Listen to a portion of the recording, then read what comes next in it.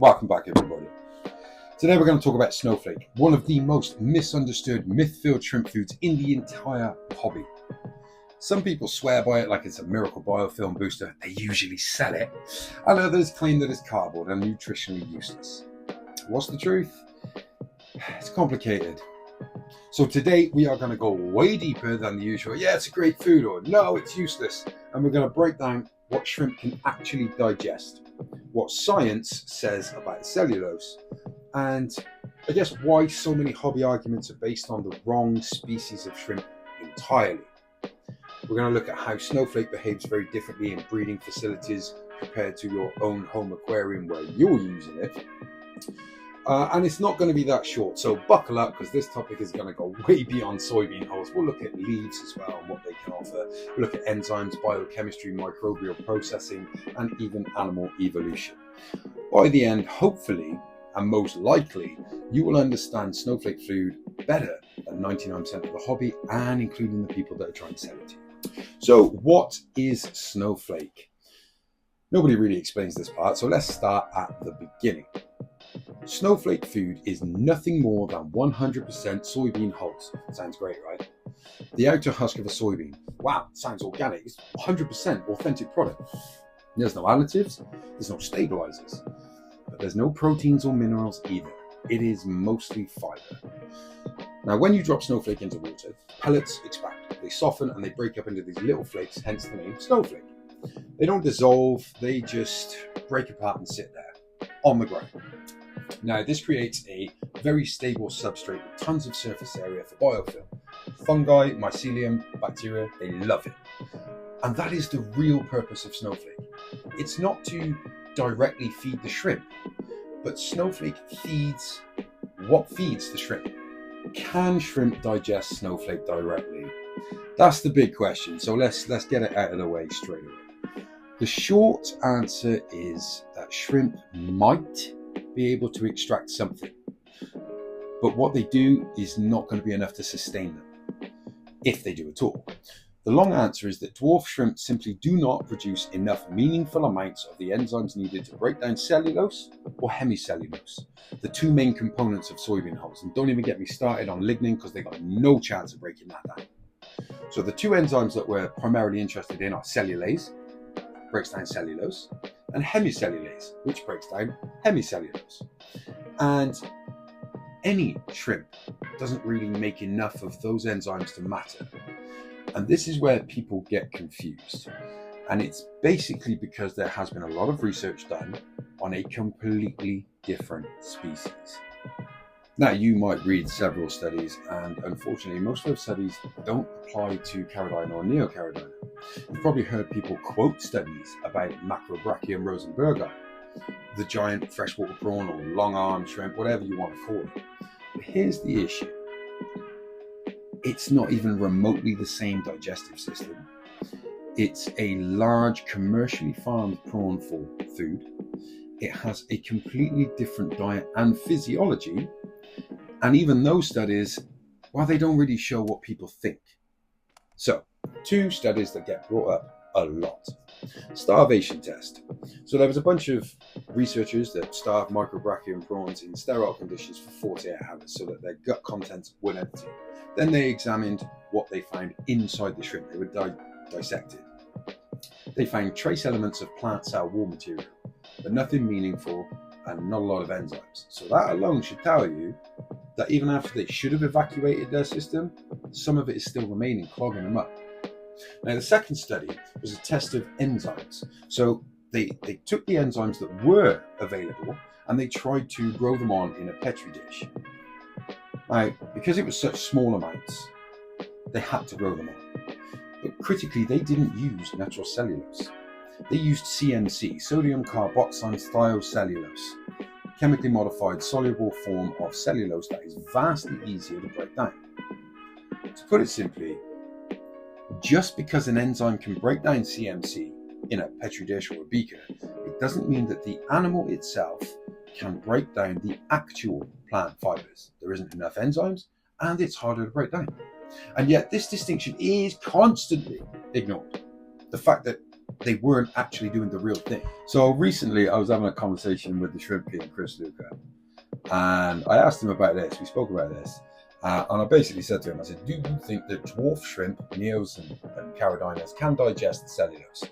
And his answer was that he thinks they must be able to, basically because of evolution, they do consume it, so maybe they can. But they eat biofilm. Because he said that all of the research that he knows of shows that the shrimp are primarily eating bacteria, fungi, mycelium, and biofilm, not the actual leaf tissue. But because some of it gets digested, hopefully over the evolution period, they've been able to digest some of it. And that kind of aligns with what we know about crustacean digestive physiology.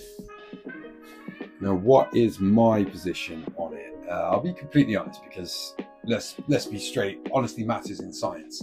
And my position is simple. We don't know for sure if they can digest anything from it at all. Nobody does. The weight of the evidence leans very heavily in one direction, and I've read dozens of papers on crustacean digestion, and the overwhelming conclusion is that shrimp cannot digest cellulose, not meaningfully, at least not without microbial pre-processing, so bacteria already breaking it down. And even when the microbes do help, we don't know if the shrimp are actually digesting the microbes, the fermentation byproducts, or something else entirely. Add to that the biggest biological challenge that shrimp have, the extremely short digestive system. The transit time in a shrimp is fast. Their gut is pretty simple.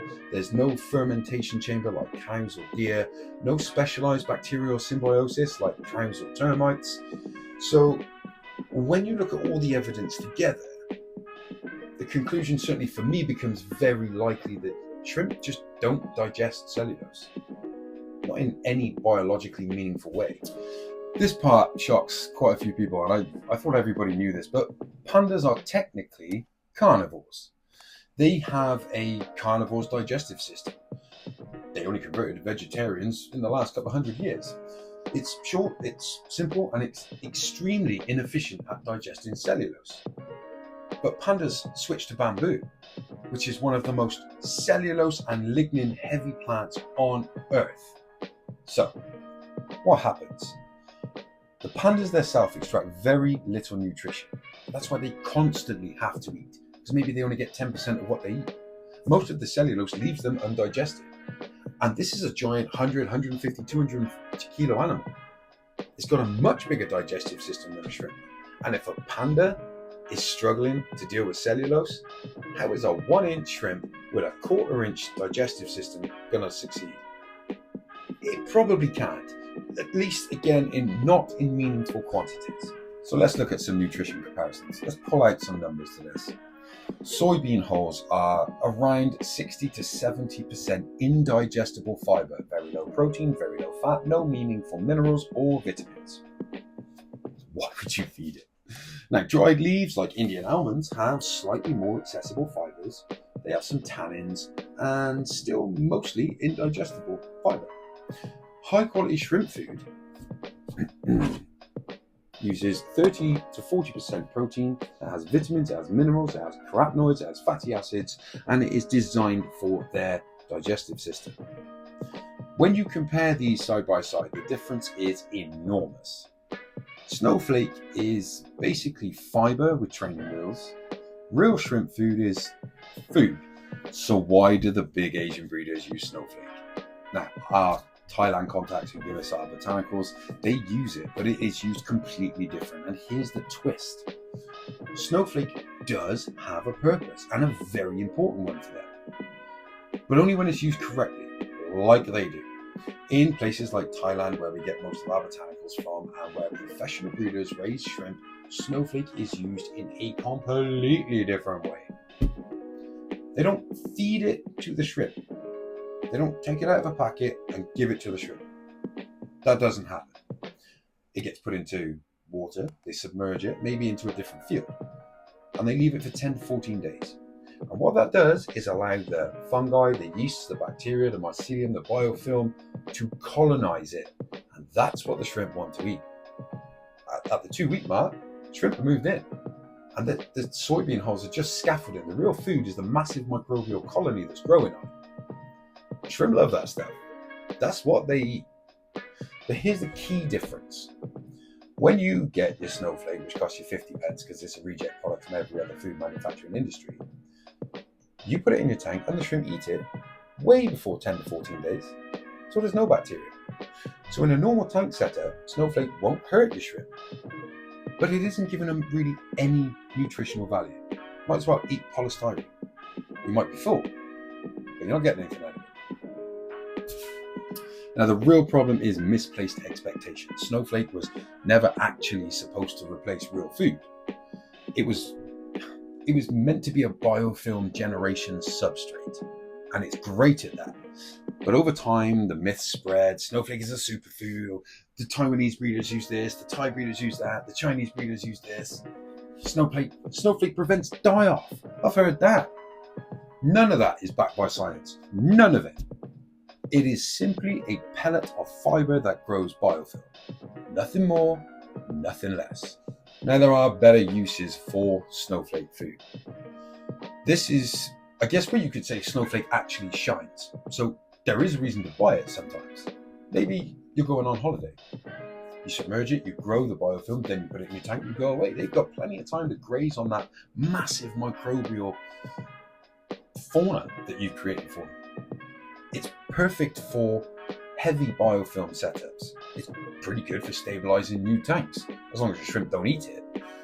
It's good for a temporary food during molts, and it's good in situations where shrimp can graze without competition. It doesn't pollute, and it's always available, unless they eat all of it. It's pretty good for raising shrimplets in that regard, but you've got to get it to them. But the important thing is it's the microbial bloom that grows on it is what you want. And that's why the breeders love it so much. So, final conclusion time. Snowflake food, it isn't harmful. It's massively misunderstood and used completely wrong. It is indigestible fiber, almost entirely. Nothing you can do with it. They get no nutrition from it. It only really works when you use it correctly as a biofilm substrate. And quite often the studies cited don't even apply to the shrimp you'll keep it. And in home aquariums, Snowflake is eaten far too quickly for that to ever happen. So whilst Snowflake has a place, especially in big breeding systems, it should never replace real food, a balanced, nutritionally dense setup. It's a tool, but it's not a food. Right now, just before we go, let's have a quick look at a comparison chart. Now, believe me when I tell you, this took forever to put together. And you're just looking at stuff and numbers, and in the end, there's only 5 things to compare: 4 leaves and Snowflake. Because the table would have been like this long, and the text would have been too small for anyone to share. And I was getting a migraine crunching the numbers. So I've left out the numbers to make it beginner friendly. It's easy to digest. It's low, moderate, high, and very high. Let's take a look. Right, so although this is primarily aimed at Caridina keepers, because, well, quite often, unless you've got a lot of them, you only really need to feed them leaf litter. Any shrimp keeper can take something away from this. So we are comparing Snowflake, jackfruit, catappa or Indian almond, mulberry, and bamboo leaves. Starting off with cellulose, it's not great. They're not able to use it, if at all. Very high numbers in Snowflake, so that's coming off worst there. You can see the winner is the mulberry leaf with low to moderate levels. Now, why is that good? It means of its structure, more percentage is available to be something else. Hemicellulose, even harder to break down. Again, Snowflake and catappa and bamboo all coming in last place there with high levels. Mulberry leaf and jackfruit coming out on top with less. Lignin, almost impossible to break down. There is no way on God's earth shrimp are doing it. It takes multiple enzymes, none of which dwarf shrimp possess. Moderate levels in soybean. Worst is catappa and bamboo, and the winners again, mulberry and jackleaf. Now we're coming on to the protein, and this is, bear in mind, the leaves themselves, not when they are growing biofilm, mycelium, anything like that. The protein in Snowflake is very, very low. There are nothing more than trace elements, and if you Google the nutritional benefits, trust me when I tell you that anything that it shows you is in there is locked in by these dietary fibers. So unless they can break down these dietary fibers, which they can't, they cannot access the small trace elements of anything else in there. So they're present, but not accessible. Now the jackfruit leaf coming in pretty low, along with the catappa leaves, but that's okay. We've got high, an absolute winner from mulberry leaves, and bamboo leaves are very, very low. So what are we going to take away from it? Bamboo leaves, start at the bottom. Not looking very good. It's all high in things you don't want and low in the one thing that you do want. But this is why we insist that they are great for Caridina tanks. They are extremely slow to decay. So they sit there forever whilst their high amounts of cellulose, hemicellulose and lignin are consumed by biofilm. So they are leaf per leaf the most efficient way to grow biofilm.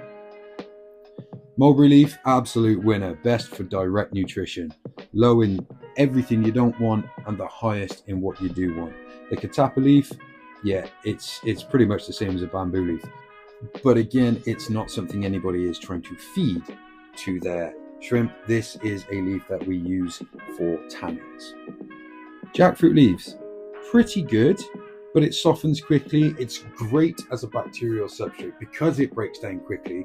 If you were to start a new tank, for example, a combination of jackfruit leaves and bamboo leaves is a great way to start, because the jackfruit leaf is easier for the biofilm to start breaking down. It can multiply quickly. Once that's done, you have a higher amount of biofilm. It can then start to attack the bamboo leaves. So those two in combination, fantastic for starting a Caridina tank. And well, guys, Snowflake, well, it's Snowflake. Right then, guys, that is pretty much my take and science's take on why Snowflake is, as a food, garbage. Now, there is a use for it, obviously, but let's face it, you're not using it like that. So why not save yourself the money, save your shrimp the hunger, and just buy proper shrimp food? No, it doesn't have to be ours. It could be anybody's. Because shrimp food is not expensive. Seriously, how much are you saving by feeding them effectively nothing? Get yourself some quality stuff that is designed for shrimp to meet their needs, and you'll be laughing. Now, we've got a short series, which is 20 reasons why shrimp die. Because over the last 2 decades nearly of keeping, breeding, and dealing with shrimp, I've had a lot of questions fired at me, and I left Snowflake out of that one. I mean, diet comes into it, but I didn't really want to risk becoming like keeping fish simple and the whole bloodworm, don't mention bloodworm thing. But that is kind of how I feel about Snowflake. It is a waste of your money. But that is my opinion. Feed your shrimp whatever you want, as long as it brings a smile to your face. Doesn't really matter, does it? I'll see you in the next one.